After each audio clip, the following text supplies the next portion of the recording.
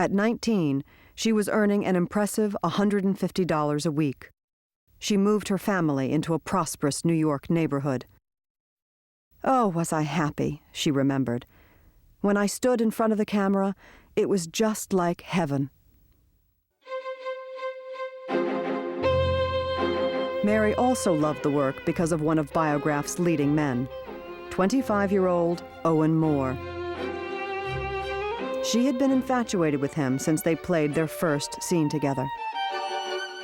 When they touched each other, the cameraman, Billy Bitzer, said they both suddenly stepped back as though they were kind of shocked.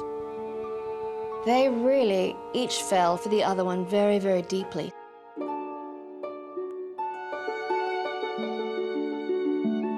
Charlotte did not approve. Owen had a reputation as a drinker and ladies' man. I think she was wrong in her approach. And I felt sorry that he was forbidden the house and that Mother disapproved of him. I think that if she had encouraged him to come to the house and I could see more of him outside of the studio, I might not have done the thing that I did do. For the first time in her life, Mary defied her mother. In early 1911, they eloped to a courthouse in New Jersey. No one knew about it for months and months after that. Mary still lived with her mother and the family and hid her wedding ring on a string under her clothes. Finally, she confessed to Charlotte. Charlotte was furious, and Mary was defensive, and Owen was in the background. If you're a second-string actor and you're married to a first-string actress, it's very difficult for the ego. So he drank more, and the more he drank, the worse the acting jobs got, and the worse the acting jobs got, the more obvious the disparity between his career and her career. The movie business was developing at breakneck speed. New techniques were tried and discarded. Companies opened and closed. Everyone was trying to get rich.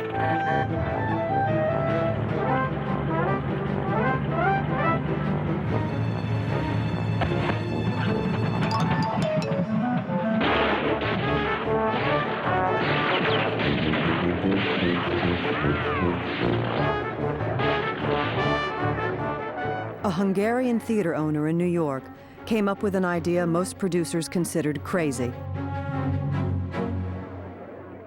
Adolf Zukor would increase his audiences by showing longer films with complex stories and stars from the stage. He started the famous Players Film Company. One of the first actors he wanted under contract was Pickford. Charlotte and Mary drove a hard bargain, $500 a week. At only 21, she was earning every week close to what most Americans earned in a year.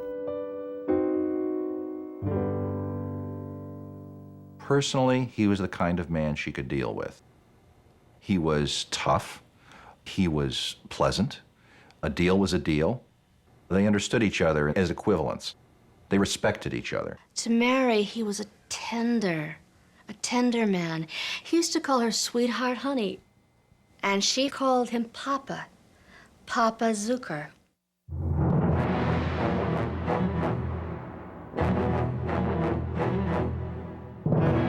The next year, Pickford starred in an 80-minute feature, Tess of the Storm Country.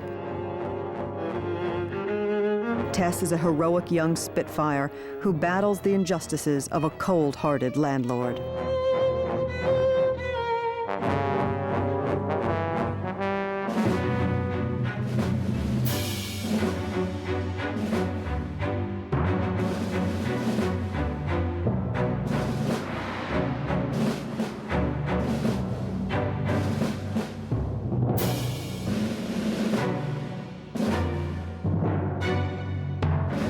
A lot of the audience was a working class or immigrant audience. So she made a direct connection to her audience by playing a role they could understand and identify with. Mary's orientation was always proudly working class. She preferred playing working class people or lower middle class people because those are the people she knew.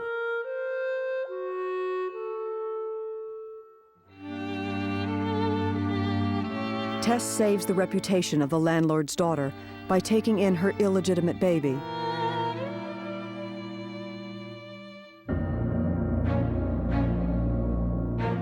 Desperately poor, she cares for the infant as best she can, even stealing milk for it from the landlord's kitchen.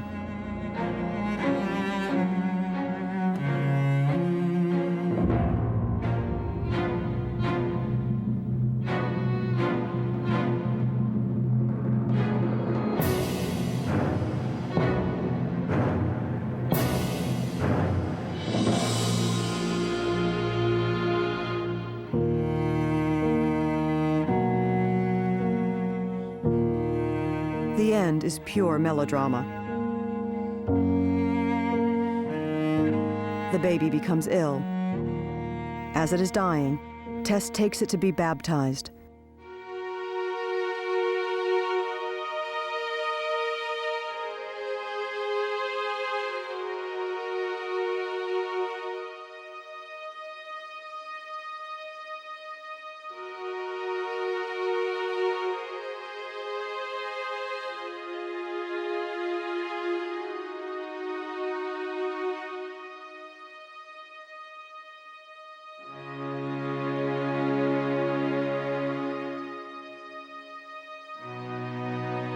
She shocks the congregation by sprinkling the baby herself.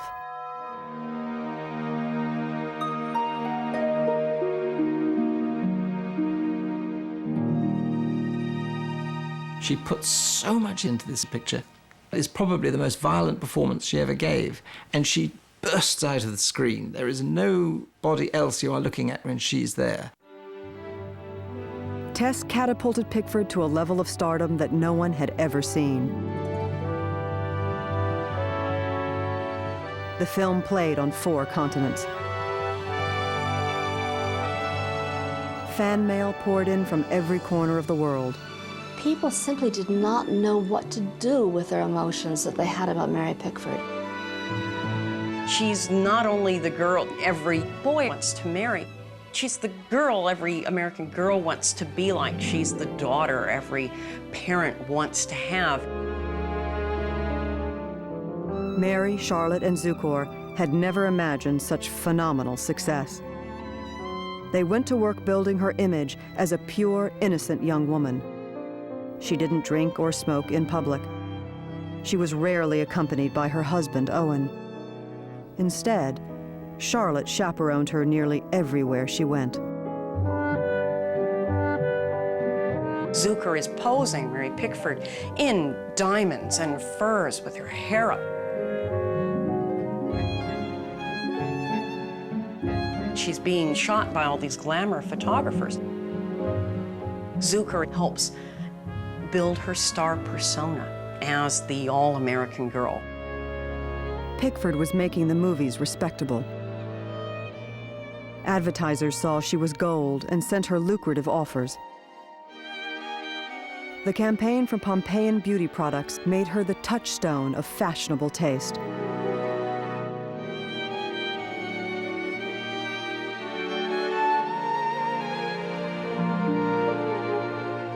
I still wonder whether it wasn't all a dream, she later recalled.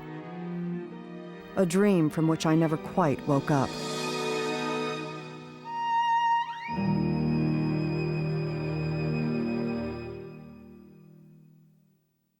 In the summer of 1915, her movie Rags opened to adoring audiences.